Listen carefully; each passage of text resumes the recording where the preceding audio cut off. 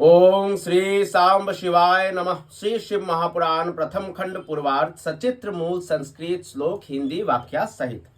नमस्कार। आज मैं श्री शिव महापुराण के अंतर्गत जो रुद्र संहिता है उसका भी तृतीय भाग, यानी कि आप उसको रुद्र संहिता 1, रुद्र संहिता 2, रुद्र संहिता 3, और जो रुद्र संहिता 3 है वो है पार्वती खंड। और पार्वती खंड में आज हम दूसरे अध्याय का पाठ करने जा रहे हैं, तो ध्यानपूर्वक सुने, भूल त्रुटि क्षमा कीजिए। श्री शिव महापुराण। ओम श्री सांब शिवाय नमः। ओम श्री गणेशाय नमः। अथ द्वितीयो अध्याय। पितरों की 3 मानसी कन्याओं मेना, धन्या और कलावती के पूर्व जन्म का वृत्तांत तथा सनकादि द्वारा प्राप्त शाप एवं वरदान का वर्णन। नारद जी बोले, हे महाप्राज्ञ, हे विधे, अब आदर पूर्वक मेना की उत्पत्ति का वर्णन कीजिए और शाप के भी विषय में बताइए। इस प्रकार मेरे संदेह को दूर कीजिए।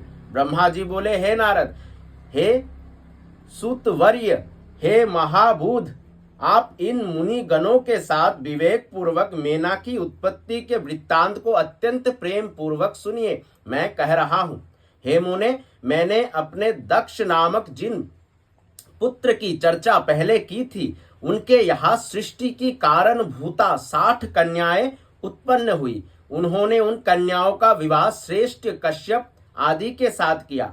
हे नारद, ये सारा वृत्तांत आपको विदित ही है। अब प्रस्तुत कथा का श्रवण कीजिए। उन्होंने उनमें से स्वधा नाम की कन्या पितरों को दी। उस स्वधा से धर्म मूर्ति रूपा सौभाग्यवती 3 कन्याएं उत्पन्न हुई। हे मुनीश्वर, उन कन्याओं के पवित्र, सदा विघ्नों का हरण करने वाले तथा महामंगल प्रदान करने वाले नामों को मुझसे सुनिए। सबसे बड़ी कन्या का नाम मेना, मझली कन्या का नाम धन्या और अंतिम कन्या का नाम कलावती था। ये सभी कन्याएं पितरों के मन से प्रादुर्भूत हुई थी। ये अयोनिजा कन्याएं लोकाचार के अनुसार स्वाधा की पुत्रियां कही गई है। इनके पवित्र नामों का उच्चारण करके मनुष्य समस्त कामनाओं को प्राप्त कर लेता है। वे जगत की वंदनीय लोकमाता, परमानंद को देने वाली योगिनी स्वरूपा, उत्कृष्ट ज्ञान की निधि तथा तीनों लोकों में विचरण करने वाली हुई। हे मुनीश्वर, एक समय की बात है, वे तीनों बहनें भगवान विष्णु के निवास स्थान श्वेत द्वीप में उनके दर्शन के लिए गई। भक्ति पूर्वक विष्णु को प्रणाम तथा उनकी स्तुति करके वे उनकी आज्ञा से वहीं रुक गई। वहां उस समय बहुत बड़ा समाज एकत्रित था। हे मुने, उसी अवसर पर मुझ ब्रह्मा के पुत्र सनकादि सिद्धगण भी वहां गए और श्री हरि को प्रणाम कर वही उनकी आज्ञा से बैठ गए। तब सभी लोग सनकादि मुनियों को देखकर वहां बैठे हुए लोक वंदित देवता आदि को प्रणाम करके शीघ्र ही उठ खड़े हुए। किंतु हे मुने, वे तीनों बहनें परात्पर शंकर की माया से मोहित होने के कारण प्रारब्ध से विवश हो नहीं उठी। शिवजी की माया अत्यंत प्रबल है, जो सब लोगों को मोहित करने वाली है। समस्त संसार उसी के अधीन है। वो शिव की इच्छा कही जाती है, उसी को प्रारब्ध भी कहा जाता है। उसके अनेक नाम है। वो शिव की इच्छा से भी प्रवृत्त होती है, इसमें संदेह नहीं है। उसी शिव माया के अधीन होकर उन कन्याओं ने सनक आदि को प्रणाम नहीं किया। वे केवल उन्हें देखकर विस्मित हो बैठी रह गई। ज्ञानी होते हुए भी सनकादि मुनीश्वरों ने उनके उस प्रकार के व्यवहार को देखकर अत्यधिक असह्य क्रोध किया। तब शिवजी की इच्छा से मोहित हुए योगीश्वर सनंत कुमार क्रोधित होकर दंडित करने वाले शाप देते हुए उनसे कहने लगे। सनंत कुमार बोले, तुम तीनों बहनें पितरों की कन्या हो, तथापि मूर्ख, सद ज्ञान से रहित हो और वेद तत्व के ज्ञान से शून्य हो। अभिमान में भरी हुई तुम लोगों ने ना तो हमारा अभ्युत्थान किया और ना ही अभिवादन किया। तुम लोग नरभाव से मोहित हो गए हो, अतः इस स्वर्ग से दूर चली जाओ और अज्ञान से मोहित होने के कारण तुम तीनों ही मनुष्य की स्त्रियां बनो। इस प्रकार तुम लोग अपने कर्म के प्रभाव से इस प्रकार का फल प्राप्त करो। ब्रह्मा जी बोले, ये सुनकर वे साध्वी कन्याएं आश्चर्यचकित हो गए और उनके चरणों में गिरकर विनम्रता से सिर झुकाकर कहने लगी। पितृ कन्याएं बोली, हे मुनिवर्य, हे दया सागर, अब हम लोगों पर प्रसन्न हो जाइए। हम लोगों ने मूढ़ होने के कारण आपको श्रद्धा से प्रणाम नहीं किया।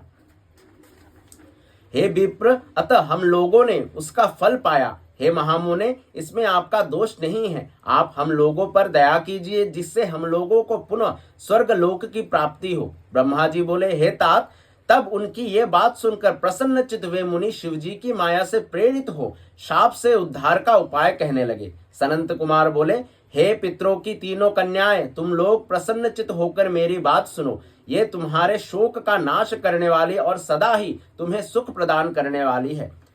तुम में से जो ज्येष्ठ है वो विष्णु के अंशभूत हिमालय गिरी की पत्नी होगी और पार्वती उसकी पुत्री होंगी। योगिनी स्वरूपा धन्या नामक दूसरी कन्या राजा जनक की पत्नी होंगी। उसकी कन्या महालक्ष्मी होंगी, जिनका नाम सीता होगा। सबसे छोटी कन्या कलावती वैश्य वृषभान की पत्नी होगी, जिसकी पुत्री के रूप में द्वापर के अंत में राधा जी प्रकट होंगी। योगिनी मेनका पार्वती के वरदान से अपने पति के साथ उसी शरीर से परम पद कैलाश को जाएगी तथा ये धन्या जनक वंश में उत्पन्न जीवन मुक्त तथा महायोगी सिर ध्वज को पति रूप में प्राप्त कर सीता को जन्म देगी तथा वैकुंठ धाम को जाएगी। वृषभान के साथ विवाह होने के कारण जीवन मुक्त कलावती भी अपनी कन्या के साथ गोलोक जाएगी, इसमें संशय नहीं है। इस संसार में बिना विपत्ति के किसी को कहाँ महत्व प्राप्त होगा। उत्तम कर्म करने वालों को दुख दूर हो जाने पर उन्हें दुर्लभ सुख प्राप्त होता है। तुम लोग पितरों की कन्याएं हो और स्वर्ग में विलास करने वाली हो। अब विष्णु का दर्शन हो जाने से तुम लोगों के कर्म का क्षय हो गया है। ये कहकर क्रोध रहित हुए मुनीश्वर ने ज्ञान भोग तथा मोक्ष प्रदान करने वाले शिवजी का स्मरण करके पुनः कहा, हे पितृकन्याओं, तुम लोग प्रीति पूर्वक मेरी दूसरी बात भी सुनो, जो अत्यंत सुखदायक है। शिवजी में भक्ति रखने वाली तुम लोग सदा धन्य, मान्य और बार बार पूजनीय हो। मेना की कन्या जगदम्बिका पार्वती देवी परम कठोर तप कर शिवजी की पत्नी होंगी। धन्या की पुत्री कही गई सीता भगवान राम की पत्नी होंगी, जो लौकिक आचार का आश्रय लेकर उनके साथ विहार करेंगी। और साक्षात गोलक वासिनी कलावती पुत्री राधा अपने गुप्त स्नेह से बंधी हुई श्री कृष्ण की पत्नी होंगी। ब्रह्मा जी बोले, इस प्रकार कहकर सबके द्वारा स्तुत वे भगवान सनंत कुमार मुनि अपने भाइयों सहित वही अंतर्हित हो गए। हे तात, पितरों की मानसी कन्याएं वे तीनों बहनें पाप रहित हो सुख पाकर तुरंत अपने धाम को चली गई। इस प्रकार श्री शिव महापुराण के अंतर्गत द्वितीय रुद्र संहिता के तृतीय पार्वती खंड में पूर्व गति वर्णन नामक दूसरा अध्याय पूर्ण हुआ। धन्यवाद। तब तक के लिए आने वाले अध्याय में हम अथो तृतीय अध्याय जो पार्वती खंड का है, जहां हम विष्णु आदि देवताओं का हिमालय के पास जाना, उन्हें उमा राधन की विधि बता स्वयं भी देवी जगदम्बा की स्तुति करना। तब तक के लिए धन्यवाद। सांब सदाशिव सांब सदाशिव सांब सदाशिव हर शंभु।